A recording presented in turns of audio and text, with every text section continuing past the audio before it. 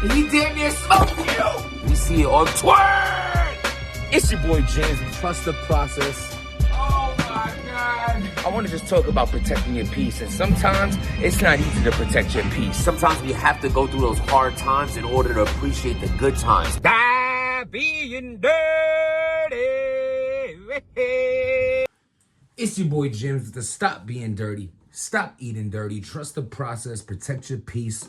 Link in the bio for all the merch, my Twitter, my Instagram. If you watch right now, I appreciate that. I appreciate you hit that subscribe button. Now, for those that, look forward to the podcast, we drop it every Monday. And, it's my fault. It has nothing to do with my co-hosts, Zeb and Beyond. It has nothing to do with them. It's just a tough weekend for me, you know what I'm saying? We were just celebrating the life of my grandma, you know what I'm saying? It's just one of those weekends where I just wasn't feeling too comical, you know what I'm saying? So I appreciate everybody that was hitting me up asking like where the podcast was. We are trying to build that. That is something that I am going to stick to having on the channel just so I could give y'all different outlets of things. I'm going to get back to doing the workouts and giving you that as well and just giving multiple things on the channel to show y'all, you know what I mean? But sometimes, like, you have to worry about getting right for yourself before you can be right for others. I can't be the best me that the consumer needs if I'm not the best me for myself. So I had to put me first. Midnight Madness! Oh my God. So, it's real. It's real. I didn't want to talk about it, didn't want to give too much insight on it. It's ran by Sue Surf, Jackboy Maine, and Bill Collector. 0 for 3 on the trusting people. No, I didn't trust them. I didn't trust them. For God's sakes, I didn't trust them. They just didn't come across as people to trust. My apologies, fellas. You put it together. Salute to all three of y'all. Now, all kidding aside, I just didn't want to talk about something until it actually happened. Put hype behind it or waste breath and just do a blog to do a blog kind of thing. So now that it's real, my opinion on it, you know what I'm saying? I seen Bad News won. Snake Eyes won, Lou Castro won, you know what I'm saying? A few other winners, and salute to all the people out there who attended the event, who was able to battle on the event, putting your money down, betting your own cash in that nasty environment. I love it. I mean, I love it so much. I ain't gonna lie, I talked to a few people behind the scenes, I kind of want to be a part of it. You know what I'm saying?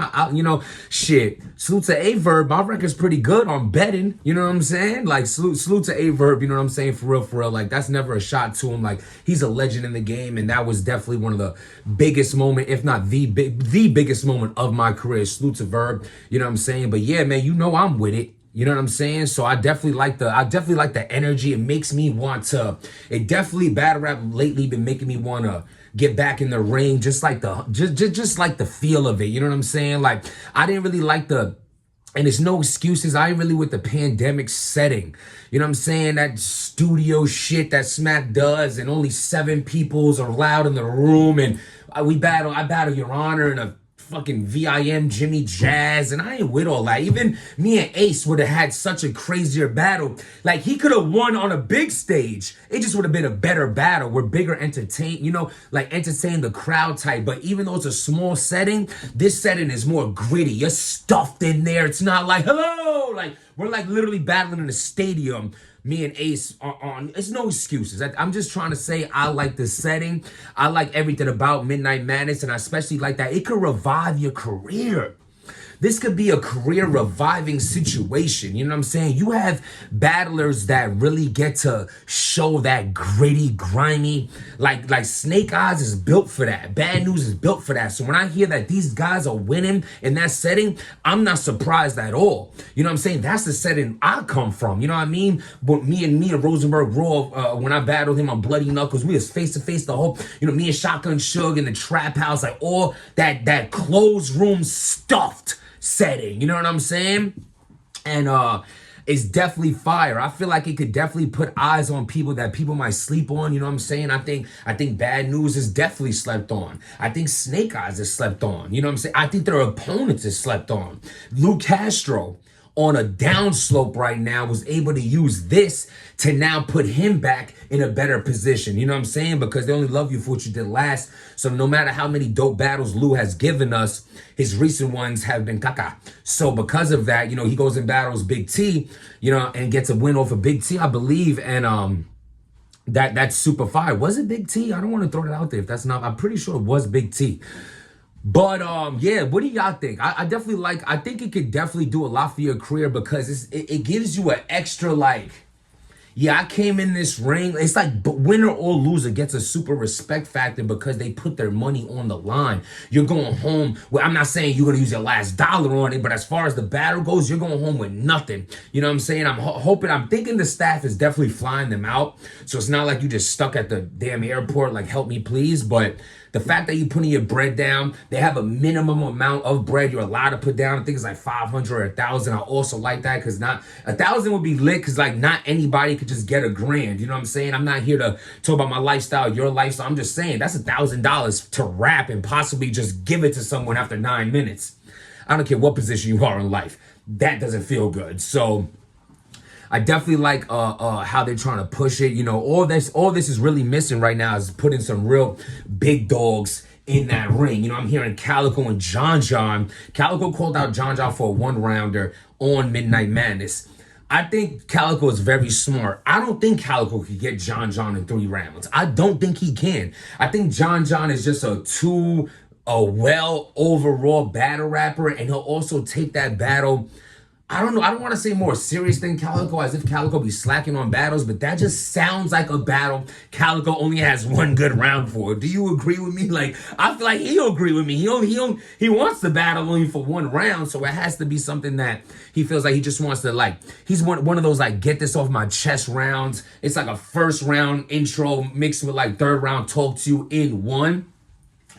I think 1 rounders is going to be too hard to judge, like, because, like, you get the best person. You're going to get the best out of your opponent in a 1-rounder. All they have to do is muster up 5 minutes, because anything over 5 minutes is like, I got shit to do in a 1 round. Like 5 minutes, 6 minute max on a 1 round, you be able to put all your quality over quantity. You get to really take out all the filler. You know, I have had a couple 1-rounders in my career, and they were dope. I battled Tony D in London. I battled Shotgun Suge. Maybe one other one I can't remember, but it was definitely 2 great performances by me because it's so easy to do. It's like, I don't have to think of an intro. I don't have to think of nothing. It's just like, let me just drop the whole bag in this battle. I'm not mad at that battle. I'm not really mad at it being a 1-rounder. I just feel like it's going to be hard to judge.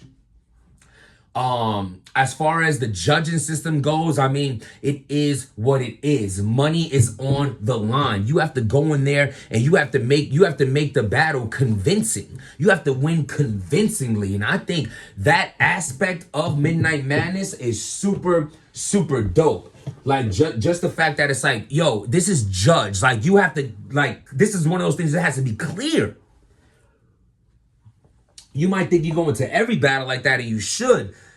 But with that money on the line, you don't want to make it look like anything can go either way. So I think I think it's dope. Salute to Bill Collector, Jack Boy, salute to Surf, you know, putting this together and sticking to it. They actually had a successful event so far. And I think definitely this is one of those things where like it's gonna be monumental. Like you're able to mix different leagues. You're not allowed. These contracts say, you know, it's not hidden news anymore. The Smack contract says you can't battle here or here. But on Midnight Madness, that changes. Them contracts don't say, oh, you're not allowed to battle Rosenberg Raw. So you're able to see a Rosenberg Raw, against a Smack battler now. You can see a Ward in there. This, you know what I'm saying? This could be real special. Just don't throw anyone together. Don't dumb it down. We have to have some impactful, you know, names on these cards. But either way, that's another thing. I don't want to contradict myself because as I say that, you know what I think to myself? You really don't. Because the hype around the fact that whoever's battling right now, if they're not the biggest names or you don't know much of them, you look at that money on the floor, it gives an excitement factor because of the fact that bread is on the line. Like, yo, I'm gonna watch these dudes because one of them is about to lose $1,000, $2,000, $5,000. You also have a super hype build up and just get in that gritty, like, what's up? We don't have to worry about P calling you or Gully calling you or ARP. It's like, yo, this is like, we talking on shit in the spaces. We gonna make it happen. If you think you better than me, then put the money up. If not, shut up. Like, this is one of these real put up, shut up situations. And I'm telling y'all right now, if this is something that stays consistent, if this is something they could continue to do, this is something that's going to be very, very special. This can, mark my words right now, I said it here, this can change battle rap. This and especially you having YouTube drops, it's just super fire. This is super fire. Not to say I'm the first person to say it. I don't know who else said it. I'm probably, you know, because there's smart bloggers out there, no common sense. They can see this building up to be something great. If they said it, salute to them as well, because it definitely can. What do y'all think, though? Let me know what y'all think in the comments. Do you like the Midnight Madness setting? Do you like what they're doing? Do you like John versus Calicoe in a 1 round? Calicoe said he wanted that battle. You know, easy to block captain, and Calicoe was going back too. Calicoe wants that smoke. You gotta respect it. A dude who's a certified veteran in this game, willing to step in that ring like that. You know, we can see a surfing math. Like, listen, man, you can talk all the shit you want, but if Cortez comes through with 10,000, like, what's up? Put your 10 up. There's no more. That's fire. That's fire. I can think of plenty other matchups, but I gotta go right now. I appreciate y'all for tuning in. Subscribe to the channel. The podcast will be, another episode of the podcast will be dropping soon. I'm trying to put something together by the time this drops. I'm trying to already talk to the homies about us linking up and making it happen. So trust the process, protect your peace. Ow. Fuck. Stop being dirty.